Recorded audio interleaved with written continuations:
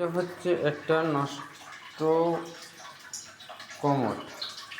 নষ্ট বলতে রানিং ছিল, কিন্তু এমন অবস্থা হয়েছে আয়রনের কারণে যে হালকা করে পানিটা বের হয়। কিন্তু আমরা চাবো এক ভালো করার জন্য আমরা ড্যাম ফিশ নিয়ে এসেছি।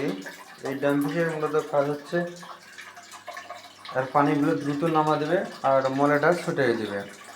আমরা সেই কাজের জন্য এখানে আসছি। দেখা যাচ্ছে এখানে যেভাবে পানি নামছে লোডাউন থেকে, এই পানিটা কখনো মলটা নিচে নামাতে পারছে না। আমরা চেষ্টা করবো এক ক্লিয়ার করার জন্য এখানে ড্যাম ফিশ দিয়ে ওয়াশ করে সব কিছু ক্লিয়ার দেবো। হচ্ছে ড্যাম ফিশের বোতল।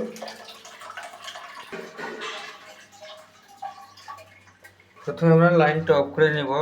লাইন অফ করার পরে এর ভিতরে যে ভাল্বটা আছে, যে ভাল্বটা পানি ধরে রাখে, এই ভাল্বটা আমরা ভিতর থেকে খুলে নেব এবং এটা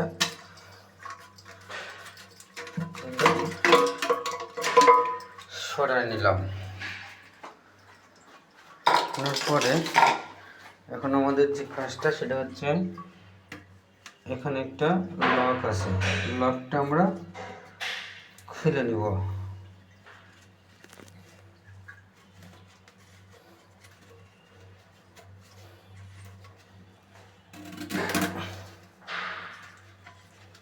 লকটা খুলে কেটে নিলাম।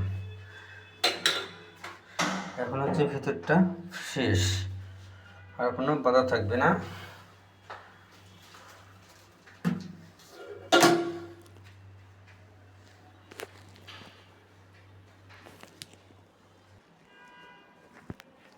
ড্যাম ফিশের বোতলটা খুলে নিলাম। খুলতে কি ধোঁয়া বেরোচ্ছে। এবার আমরা এখানে সুন্দর করে ড্যাম ফিশ ঢালবো।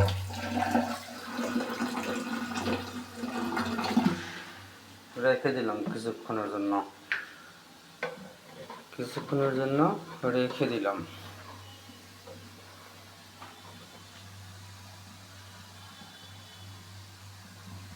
শুরু হয়েছে ভিতরে ড্যাম ফিশের কার্যকারী ক্ষমতা। আমরা সাইডটা একটু দিয়ে নেব হালকা করে, যাতে সাইডের ময়লাগুলো দ্রুত কেটে যায়।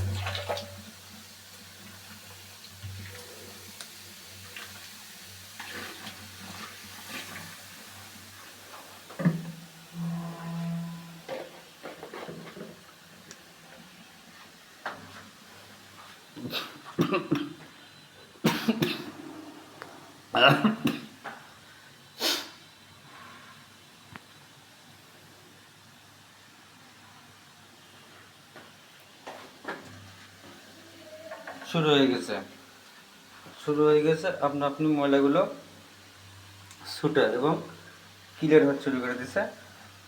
কীভাবে ড্যাম ফিশে আয়রন নষ্ট করে এগুলো ফ্রেশ তৈরি করবে, এই যে শুরু হয়ে গেছে। আয়রনগুলো আস্তে আস্তে সব কিছু ভেঙে ভেঙে বাইরে করে দিতেছে, তার মানে ফুটাগুলো ক্লিয়ার হচ্ছে। কিছুক্ষণ আমরা অপেক্ষা করব। হয়তো এক বোতলেও হবে না, দুইটা তিনটা বোতল আমরা হাতে নিয়েছি। তিনটে ঢালতে ঢালতে ইনশাল্লাহ এগুলো ক্লিয়ার হয়ে যাবে। এটা হচ্ছে ড্যাম ফিশের কার্যকারী ক্ষমতা। আমরা চলে আসলাম, দেখি আবারও আমরা ড্যাম ফিশ ঢালবো। আবার ড্যাম ফিশ ঢেলে দিচ্ছি। অলরেডি এক বোতল শেষ। আর যেভাবে আয়রনগুলো ভাঙছে আপনারা নিজেই দেখেন। মূলত হচ্ছে কমোটের ফুটাগুলো অনেক চিকন, অনেকদিন ব্যবহারের ফলে আয়রনের ফুটাগুলো চিকন হয়ে যায়, যেখানে পানিগুলো ঠিকমতো সাপ্লাই দিতে পারে না। তখন মল বা অন্য কিছু নামার চিন্তা ভাবনা আসে না, আস্তে আস্তে সেগুলো জমট বাঁধতে শুরু করে দেয়। আর এই কমোডটার ঠিক সেটাই হয়েছে। আমরা এক বোতল শেষ করছি, আর এক বোতল ঢালার জন্য রেডি।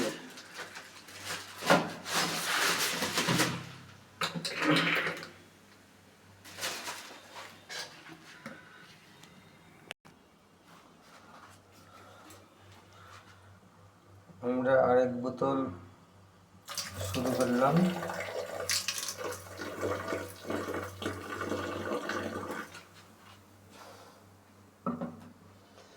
কিছুটা টাম্পিস দিয়ে দিয়েছি, যে পুরিটা বেশি ক্লিয়ার হচ্ছে সে পানিতে বেশি বের হচ্ছে।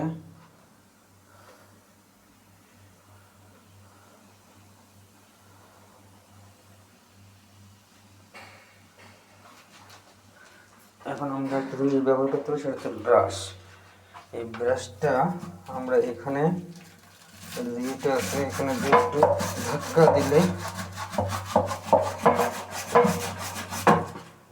দিলে কি হয়, ফুটেগুলো পাম্প করলে আর একটু বেশি ময়লা কমবে। আমরা এখন একটু পানি ছেড়ে দিয়ে নিব। হ্যাঁ, দেখেন কিভাবে বের হচ্ছে, ময়লা কাটে।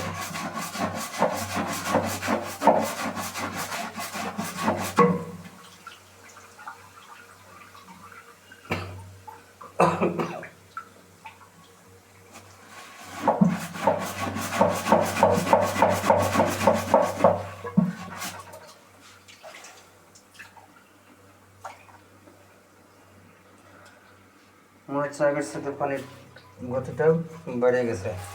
এখন প্রত্যেকটা ফুটে দিয়ে আমার পানি আসতেছে।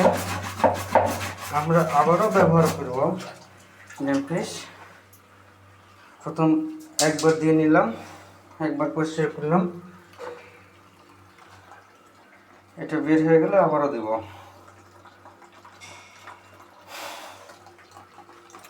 আবারও বন্ধ করে দিলাম, যেহেতু ফ্রেশ পানি এসেছে। কিছুক্ষণ অপেক্ষা করবো, পানিটা সব ক্লিয়ার হয়ে গেলে ড্যাম্পিশ ঢালা শুরু করব।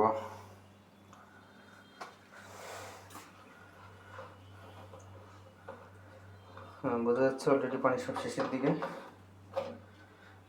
ড্যাম্পিশটা আবারও দিয়ে দিলাম।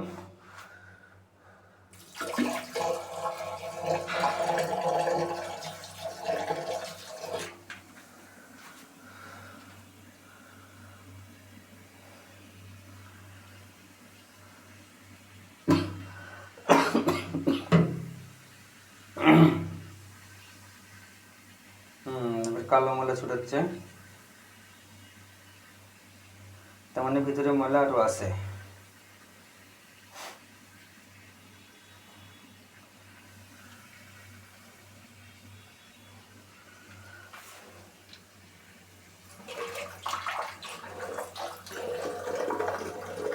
আমরা কিছুক্ষণের জন্য এখন বন্ধ রাখবো ড্যাম্পিশ দেওয়া।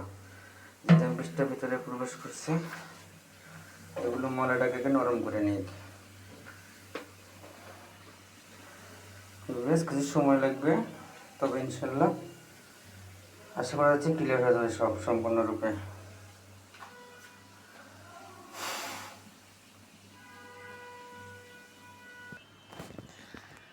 এতটা প্রোডাকশন নিয়েছি, নেওয়ার পরেও ভিতরটায় যেভাবে ড্যাম্পিশের ধোঁয়া বা এর একটা গন্ধ, এভাবে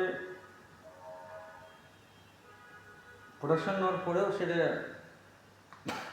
প্রাকৃতিতে পরিণত হচ্ছে, আর পুরো ইটে ধোয়া ধোয়া হয়ে গেছে।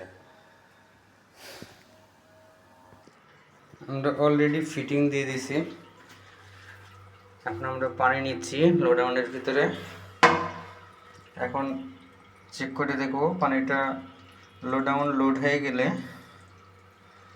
প্রায় 8 থেকে 10 লিটার পানি এখানে জমা হয়। এই পানিটা এর আগে যেভাবে দেখছি আমরা, মূলত পানিটা কম বেরোচ্ছিল, মল নামার সুযোগ ছিল না।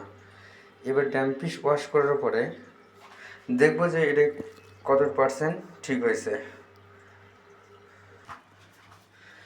আমাদের লোড হয়ে গেছে। এখন আমরা ফ্ল্যাশ করব। অবশ্যই ঢাকনি লাগাইনি, এখানে একটা ফ্ল্যাশ করার জন্য একটা বাল্ব আছে, বাল্বটা আমি জায়গায় দেবো।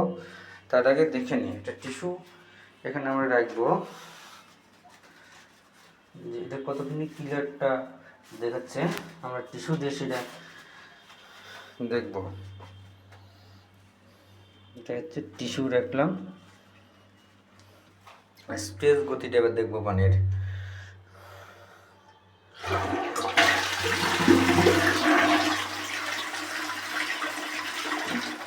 অলরেডি আগের মতো ক্লিয়ার, এর জন্য আর কোনো বাধা থাকলো না। তার মানে হচ্ছে এটা 100% কাজ হয়ে গেছে, আর কোনো প্রবলেম থাকলো না। ওকে, সবাইকে ধন্যবাদ। আসসালামু আলাইকুম।